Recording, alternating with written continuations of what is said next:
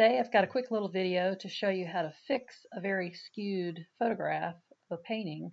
Here I have some really quick photos I took of a little paint party we did. I wasn't caring about the quality of the photo, I was just kind of snapping it for posterity, and now I've decided I want to use some of these pictures. So here's a great example where the painting is definitely skewed and I want to straighten this out. It turns out it's very quick and easy to do that in GIMP.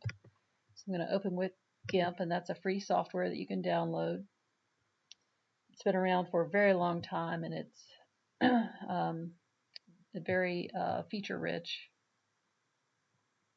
So in order to fix this obvious skew here, I'm going to go to Tools, Transform, Perspective, and then just click and drag to fix this. Now it may skew your image somewhat. That's unavoidable. In this case, I don't care too much about the preciseness, but once I get it to where I like it, I just press enter. And now I can use my rectangular select tool to select it and crop it.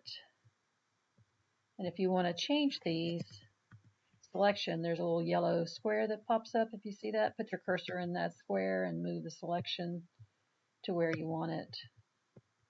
And then after you have it how you want it, then you just say image crop to selection, and voila, we've fixed the skew and we've cropped it. It looks wonderful.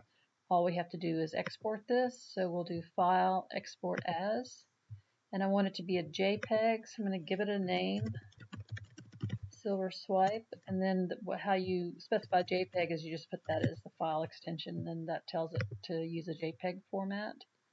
I like to choose 100 quality because it is a photo of a painting. It does take just a minute to do this.